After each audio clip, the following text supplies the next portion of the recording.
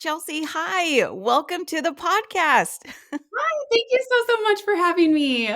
I am super, super excited. You guys, let me tell you about Chelsey really quick because we were just connected by a mutual friend. Shout out to Melissa. Just said, like, hey, you guys need to meet. You need to know each other. And we had like this one conversation, and I was like, oh, wait, yeah. I need to know, like, we need to get to know each other and definitely have Yes. a conversation on the podcast. And so Chelsey just has a beautiful ministry.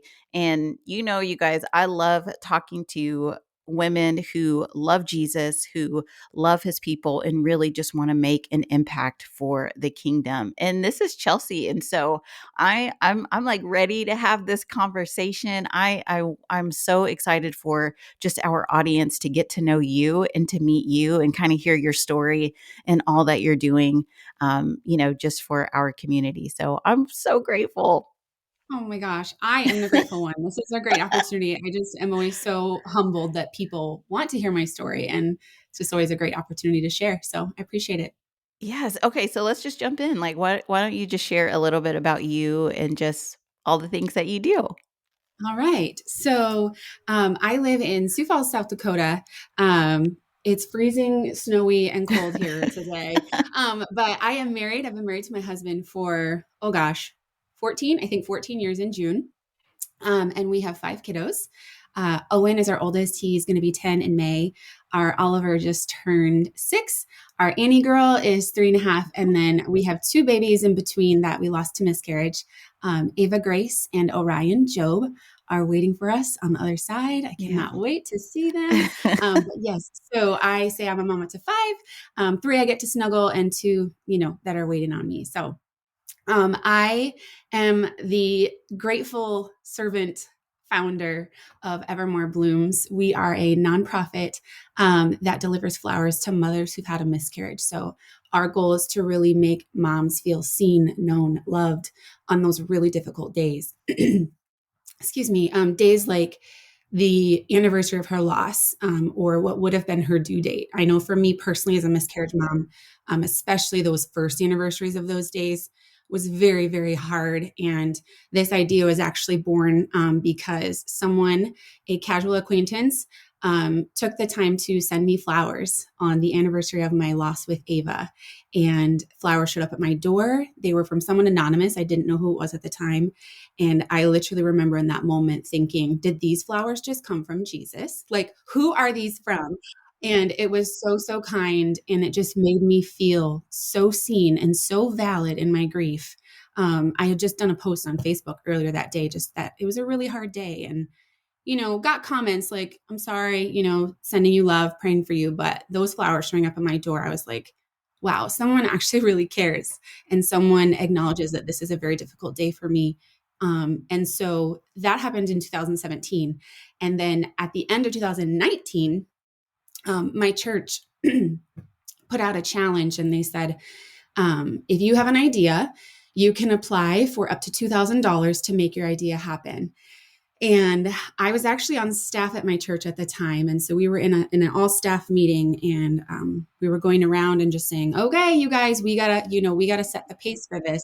So what are your ideas? And I had been thinking of this for years, and the main, roadblocks were I don't have the time, I don't have the money, all of those things. But I shared my idea, and I will never forget. I just shared, I have this idea to send flowers to moms, and the whole room went quiet. And then someone in the back, I don't know who it was, they said, Chelsey, you have to do that. And I was like, oh man, now it's out there, and actually I'm going to have to do it. But we applied, and we got a grant, and our church just really supported us financially. But then they also really challenged us. They said, you're only getting this money if you recruit a team and if you raise funds on your own as well. And so I'm really grateful that they really set us up with a good foundation. And I was lucky enough to have my idea posted on the church website. And so I was inundated with other women who wanted to be involved. And looking back now, I am just so grateful because the women that came forward were literally, God was like, here are the people you need. And it's all those same people. We've lost a few along the way, all on good terms, of course, but those core people are still the same who are helping me do this. And I have to give a shout out to them. It would not be possible without Yeah. them. So Kristen, Becky, Jamie, and Lindsay, I love and adore all of you, and I'm so grateful. But yes, so as a team, we, in just 2 years since our founding, we're coming up on our 2-year anniversary in March. We've sent about 150 bouquets to mothers across the United States. And we have a small online store, and we've shipped orders to 47 different states. And so it has been something that I have felt from day one that God has his hand on. And we are just trying to keep up with what he's doing. So Yeah. that's a little bit about me. There's lots, but that's kind of what brought us here. Yes, I so grateful for your story. Thank you for sharing that. And there is just something about flowers, I know. and I can't remember where I read this, but it was something like, how flowers, they just don't compete with each other. Like they just show up as like who they Yes. are in all of kind of like God's glory, and they're different, but they don't have to compete with each other. And so Mhm. I really do appreciate, what you're doing. And so I think, that brings up the question of just like how can we really just bloom where we are planted, especially, in a season of grief, in a season of loss, and still just trying to, show up and be ourselves. Yeah. So, a couple thoughts with that. First of all, what you said, they're all different. I think each of us, something I've learned through Evermore is each of our stories is connected, but they are all so uniquely different. And there is so much power in sharing your story because there will be someone who says, I can relate to that part of your story. And I can relate to that girl, that part of that girl's story. And when you put those all together, you all of a sudden just feel so surrounded and so supported and so seen. And so I think just owning that, your story is unique and not comparing your story to someone else's Yeah. because, for example, my losses were both very early. And early on, after I lost Ava, I had a dear friend who lost her baby during labor, full term loss. Mhm. And I reached out to her because at that time, she was really the only person I know who'd experienced a similar loss. But I even said to her, I said, I don't feel worthy to talk to you. Your Oh. loss was so much bigger than mine. And Mhm. thankfully, she said back to me, and I will never, like, I tell this to so many people, so I'm so grateful for her to saying this, but she said, it doesn't matter if your loss was 6 weeks or 36 weeks, you lost your baby. Yeah. And so just eliminating that comparison, that grief comparison, and also just giving yourself grace to realize, you know, some people, this is a very big deal and it's very traumatic and it's life altering. And some people, it's not. And the reasons for that are so complex. And so also giving yourself grace to realize, gosh, I'm okay. It's okay to be okay. Like it's okay to not be devastated with grief. But then at the same, other side of the coin, if you are devastated with grief, that's okay too.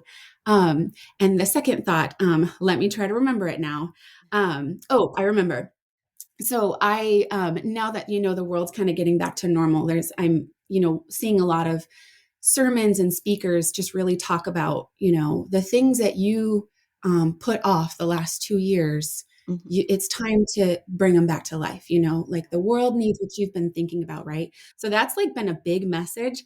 And all I think is we were founded in March of 2020, y'all. Like it wasn't pretty out there. And I will never forget, I sent my dear friend and board member, Becky, I sent her a text message shortly before I kind of made the announcement that we were starting this. And I said, Becky, what are we doing? I was just like, the world is so scared and broken right now. Like nobody cares about this. Like this is silly. This is not this. I just don't feel like it's the right time. And thankfully, she is a beautiful disciple to me and to so many others. And she said, Chelsey, now is the perfect time to do something like this.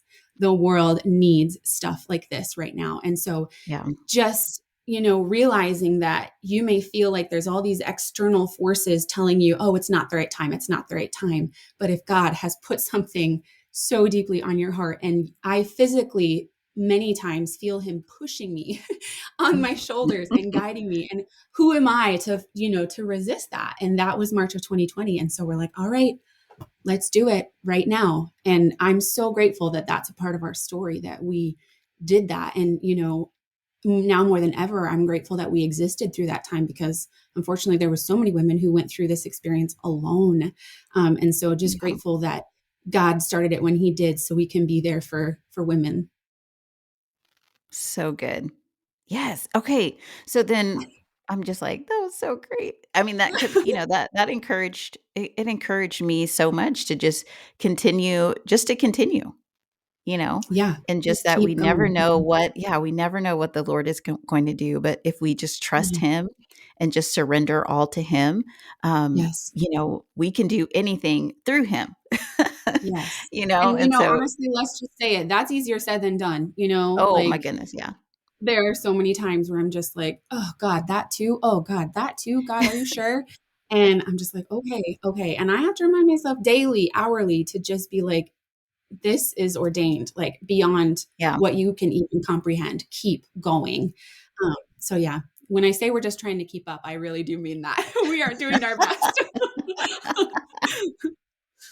Yes. Okay. So, well, then, what would you say to someone, that person listening, is just that they do have that kind of like fire and desire in their heart that God has placed, in them, and they just are not like they're scared to take that step or that next step. Mm, What would you say to them? absolutely. I would say that was me before this started. And the game changers were support, yes, financially, but I will say without a doubt, even if we didn't get a dime from our church, the team made all the difference. So if you're trying to do something big, God says, you're going to be better off when you have community around you. Oh, And yeah. so I will say without a doubt, if you've got something big that you just can't seem to wrap your head around about how to start, that means you need to recruit some friends, get some help. And I will tell you, like, having a team through all of this, like, I was very, very resistant to open this up to other people. When people started emailing me saying they wanted to help, I was like, who are you? This is my baby. This is my dream. And it's very personal for me too, right? Like, this is, my way to honor my babies. And I was very, resistant to invite people in. But doing that, it has been so much more fun, even in a very difficult industry. I don't want to call it an industry, very difficult space, time of life for people. It has been so much more fun to share this with people, and it's been so much more rewarding. And so I would just say, if you're kind of in that spot, it's probably time for you to invite other people in to help you and encourage you and to minister to you, and just kind of be your cheerleaders. And do not be afraid to give people responsibilities. That has been in the last 2 years for just me as a leader. I ran my own business for 11 years. And so it was only me, just me Mhm. all the time. I was used to just doing everything on my own. And I ended up ending that business because I was burnt out and tired. And I don't want that for Evermore, and I'm sure whoever's listening doesn't want that for their idea. So the only way you're going to be able to cherish it and protect it is to have people surrounding you and helping you. And Yes. people want to Amen to help. that. They Mhm. want to help. So let them. Yes. Yeah. So good. There's just like nothing like community and having, Nothing. an amazing circle around you. So Yes, so yes. It's great. made all the Okay, difference for Chelsey, us. really quick. I would love to know, just because, your story, you have so many just like amazing puzzle pieces to your story. And so really just Mhm. I'd love to know, like, how have those puzzle pieces just led you, to where you are today? Yeah. So I started a job at a Christian organization in 2014, and then lost Ava in February of 2015. So just a few months after I started. Um, and I think back to, if I had been in my previous job when that happened, how much of a different experience this would have been. Evermore would probably not exist. But because I was surrounded by genuine disciples, I was encouraged and cared for during that time. And so that was honestly the biggest piece, Mhm. was just being in the right place at the right time. And I know that Yeah. was not a coincidence. And then the other part was just, like I said, I had my own business for 11 years. I was a professional photographer and I specialized in newborns. And I met so many mothers in my studio, and they were, of course, always just so vulnerable and emotional and tired. And I've always been very open about my story. And so many of them would come to me and, they're handing me their baby to take pictures of. And then we are in the middle of the session and they're crying because they're like, I had a miscarriage and I've literally never told anyone. I've never told my husband. Like Yeah. those stories happened in my Oh. studio. Mhm. And I just think back to, I thought that that was my life. I thought I was going to be a photographer forever. But I can see so clearly how God was just making a tender heart within me and, learning stories so that I would have, experience and empathy, and just stories to tell. And so 11 years of that then led to this. And I think that's always hard for people to hear. Oh my gosh, it took 11 years for you to figure out what you're supposed to be doing with your life. But I don't think any of that time was wasted. Yes, During that yeah. time, God was just working on my heart and making sure, the foundation in my empathy was set. And so all of those things just kind of led together to then create Evermore Blooms. And you know, we know that God has huge plans for this organization. And honestly, the hardest part has just been pacing ourselves, because we know God has a lot to teach us until we get to, wherever we're going to get. But also just being so grateful for where we are and just in complete awe of what he's already done. Beautiful. Chelsey, thank you so much for your time today. Can you just tell everybody really quick, like where can they find you and your ministry just online? Yes, of course. So our website is evermoreblooms.org. And that is where you can go to submit to send flowers to a mom. And if, do it as soon as you can. So we have as much time as possible to send her flowers. So we actually we find a florist in her area and then we send the florist a wooden flower to include in the arrangement so that the mom can keep that flower forever. And so that takes some time to coordinate. So you can go on there to submit a flower request. You can go on there to donate to our mission. And then, excuse me, you'll see a lot of me on Instagram, at evermoreblooms.org. Perfect. Chelsey, so grateful for you. Thanks for joining us today. Thank you. Grateful for your time. I appreciate it.